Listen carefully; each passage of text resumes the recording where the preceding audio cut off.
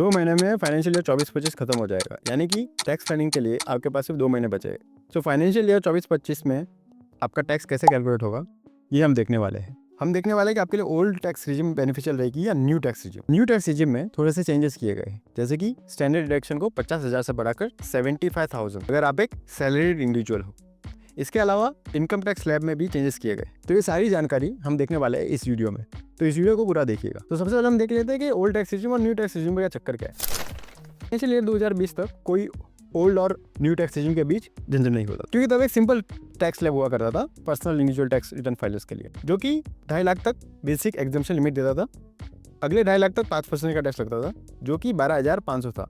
लेकिन 12,500 तक की भी छूट मिल जाती थी, क्योंकि उतनी लिमिट होती। अल्टीमेटली 5 लाख तक वास्तव में कोई भी टैक्स लाइबिलिटी नहीं आती थी। सिमिलरली ये basic exemption limit senior citizen के लिए 2.5 लाख का अमाउंट 3 लाख और सुपर सीनियर सिटीजन के लिए 5 लाख हुआ करता था। और इनके भी केस में 5 लाख की इनकम तक कोई टैक्स लाइबिलिटी नहीं आती थी। अब इन ऑल सिचुएशन अगले 5 लाख यानी कि 5 से 10 लाख पर 10% का टैक्स और 10 लाख से 15 लाख पर 20%, 15 लाख के ऊपर 30% का टैक्स आता। लेकिन फाइनेंशियल ईयर 2020 में फाइनेंस मिनिस्टर निर्मला सीतारमण ने एक न्यू टैक्स रिजिम इंट्रोड्यूस किया, जिसमें लोअर टैक्स रेट दिया गया, लेकिन डिडक्शन और एग्जेम्पशन को काफी रेस्ट्रिक्ट कर दिया गया। Presently, an individual pays 20% on income between 5 lakh and 10 lakh and 30% on income between 10 lakh. That's the prevailing matrix. Further, currently the Income Tax Act is riddled with various exemptions and deductions. In order to provide significant relief, I propose to bring a new simplified personal income tax regime. अब जो 2020 में budget था उसमें जो tax rates थे वो relevant नहीं है, फिर भी मैं आपको बता दूं कि 0 to 2.5 लाख में 0 टैक्स, 2.5 लाख से 5 लाख के बीच में 5%, 5 लाख to 7.5 लाख 10%, 7.5 लाख से 10 लाख तक 15%, 10 लाख से 12.5 लाख 30% और 12.5 लाख से 15 लाख 25% और 15 लाख के ऊपर 30%। ये कॉम्प्लिकेटेड स्लैब था जो कि अभी कोई रेलेवेंट नहीं है। 4 साल में इसमें भी बहुत चेंजेस हो गए। With 6 income slabs starting from 2.5 lakh, I propose to change the tax structure in this regime by reducing the number of slabs to 5 and increasing the tax exemption limit to 3 lakhs. The new tax rates are 0 to 3 lakh, nil. 3 to 6 lakhs, 5%. 6 to 9 lakhs, 10%. 9 to 12 lakh, 15%. 12 to 15 lakhs, 20%. And above 15 lakhs, 30%. This will provide major relief to all taxpayers in the new regime. Budget 2024 में इसी new scheme में कुछ changes की, tax slab को change कर दिया। 3 लाख तक तो वैसे ऑलरेडी बेसिक एग्जेम्पशन था ही, लेकिन 3 से 6 लाख के स्लैब को बढ़ाकर 3 से 7 लाख कर दिया। और अगला जो स्लैब है वो 7 से 10, जिसमें 10% टैक्स है, 10 से 12 15% टैक्स, 12 से 15 20% टैक्स और 15 के ऊपर 15 लाख के ऊपर आने वाली इनकम पे 30% टैक्स।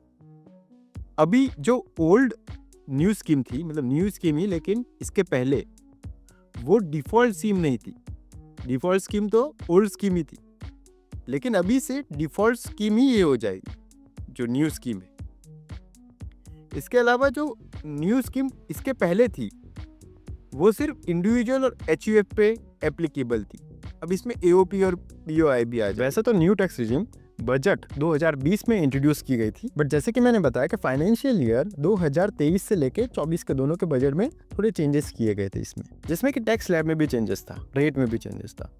तो इसीलिए जो न्यू टैक्स रिजिम 2020 में आई थी उस रेट्स और उस स्लैब का भी कोई मतलब नहीं। लेकिन जो लोग न्यू टैक्स रिजिम को ऑप्ट करते हैं वे एग्जेम्पशंस और डिडक्शन क्लेम नहीं कर सकते, जैसे मैंने बताया एचआरए, एलटीए, एटीसी, एलटीडी, आगे मैं डिटेल में बताऊंगा इसे। इस वजह से न्यू टैक्स रिजिम में शुरुआत में ज़्यादा लोग इंटरेस्टेड नहीं। बजट 2023 में सरकार ने 5 चेंजेस इंट्रोड्यूस किए थे न्यू स्कीम में, जो कि फाइनेंशियल ईयर 24-25 के लिए भी सेम एप्लीकेबल, क्योंकि इंटरिम बजट 2024 में कोई बदलाव नहीं किया गया। ये चेंजेस टैक्स पेयर को न्यू टैक्स रिजिम अडॉप्ट करने के लिए एंकरेज करते हैं, जैसे कि हायर टैक्स रिबेट, 7 लाख तक की इनकम पे आपको कोई टैक्स देना नहीं पड़ेगा। जबकि ओल्ड टैक्स रिजिम में ये 5 लाख हुआ करता है। फैमिली पेंशन के एग्जाम्पशन की जो लिमिट है वो 15,000 से बढ़ाकर 25,000 कर दी गई। 5 करोड़ से ज्यादा की इनकम पर सरचार्ज को 37 से घटाकर 25% कर दिया गया, जिसमें कि इफेक्टिव टैक्स रेट मतलब जो भी सरचार्ज, सेस और मिलाकर 42.74% आता है, वो घटकर हो गया है 39%। इफेक्टिव टैक्स रेट यानी कि अल्टीमेटली ज्यादा से ज्यादा कितना टैक्स लगेगा। नॉन गवर्नमेंट एम्प्लॉयज के लिए लीव इनकैशमेंट एग्जेम्पशन लिमिट को 3 लाख से बढ़ाकर 25 लाख कर दिया गया।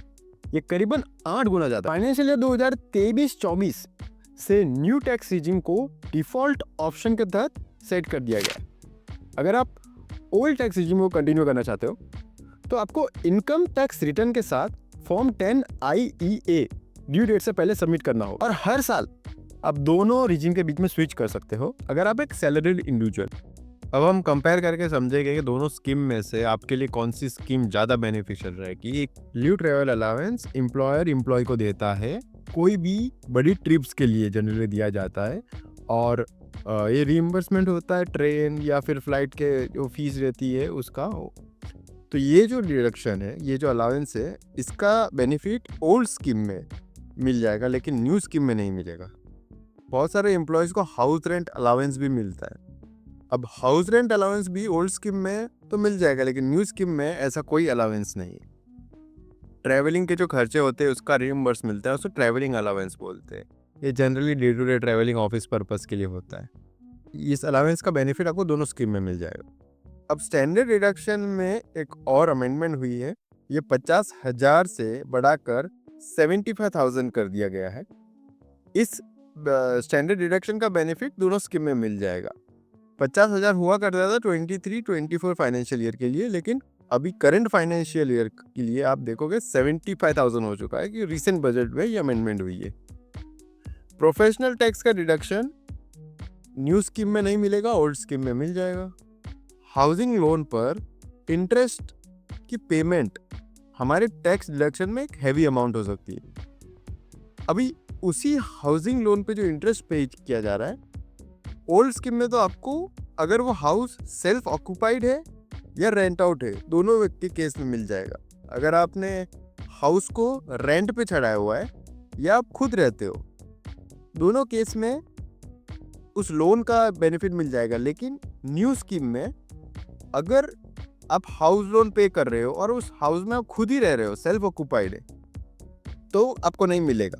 लेकिन अगर वो रेंटेड है तो आपको इंटरेस्ट का बेनिफिट मिल जाएगा, यानी डिडक्शन। फैमिली पेंशन का जो डिडक्शन है वो दोनों स्कीम में मिल जाएगा। इनफैक्ट न्यू स्कीम में ये डिडक्शन 15,000 से बढ़ाकर 25,000 हो गया है। और सबसे कॉमन ये जाने वाला बेनिफिट डिडक्शन सेक्शन 80C, जिसमें हम LIC premium, tuition fees, PF और बहुत सी हाउसिंग लोन का जो प्रिंसिपल होता है वो ये सब क्लेम करते थे। ये अभी ओल्ड स्कीम में तो मिलेगा, बट न्यू स्कीम में ये भी मिलता नहीं है। NPS में इम्प्लॉई का कंट्रीब्यूशन का डिडक्शन तो नहीं मिलेगा, लेकिन एम्प्लॉयर का कंट्रीब्यूशन का डिडक्शन ही मिलेगा, और उसका रेट सभी के लिए 14% हो गया है।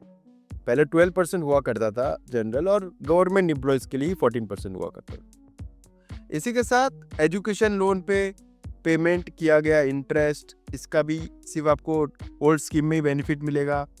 80G का डोनेशन जो हम करते हैं उसका भी आपको बेनिफिट नहीं मिलने वाला है न्यू स्कीम में, ओल्ड स्कीम ही मिलेगा।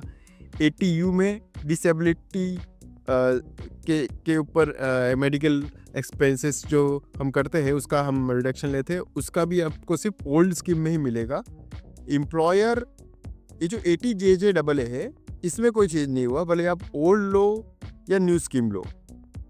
80JJAA का रिडक्शन एक बिजनेसमैन लेता है न्यू एम्प्लॉइज का, जब वो हायरिंग करता है तो उस पे किया गया एक्सपेंसेस पे 30% रिडक्शन मिल जाता है। एक एडिशनल रिडक्शन है, प्रमोट किया गया गवर्नमेंट थ्रू कि आप रोजगार जनरेट करिए, बट इसके पीछे भी बहुत से कंडीशंस है।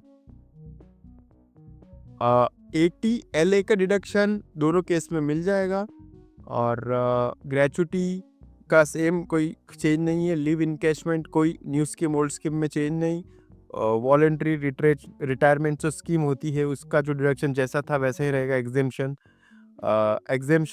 LIC 1010D उसमें भी कोई चेंज नहीं है।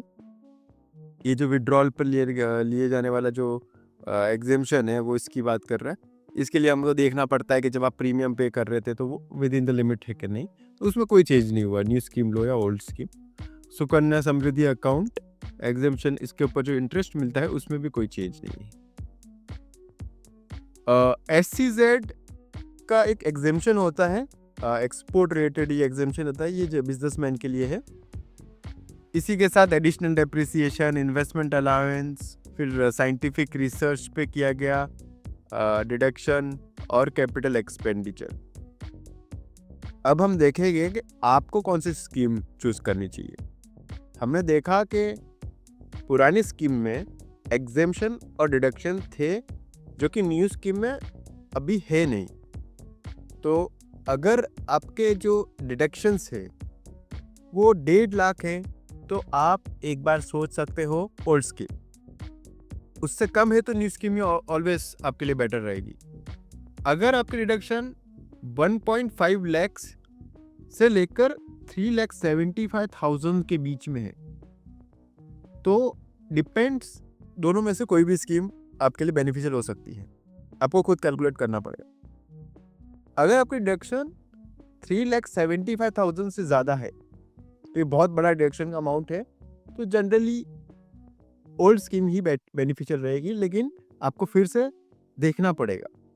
और आजकल सॉफ्टवेयर में भी टैक्स के जो सॉफ्टवेयर होते हैं उसमें भी आप जब कैलकुलेशन करते हो तो ऑटोमेटिकली एट द एंड वो खुद ही चूज कर लेता है जिस स्कीम में भी ज़्यादा बेनिफिट रहेगा। और आपके पास कोई सॉफ्टवेयर नहीं है तो आप जाके इनकम टैक्स पोर्टल पे भी देख सकते हो कि आपके लिए कौन सी स्कीम में कितना टैक्स आएगा। इनकम टैक्स पोर्टल के अलावा भी बहुत सारे वेबसाइट्स है जहाँ पे आपको इन्फॉर्मेशन मिल जाएगी, तो जिसमें भी कम टैक्स आए वो आप चूज कर सकते हो।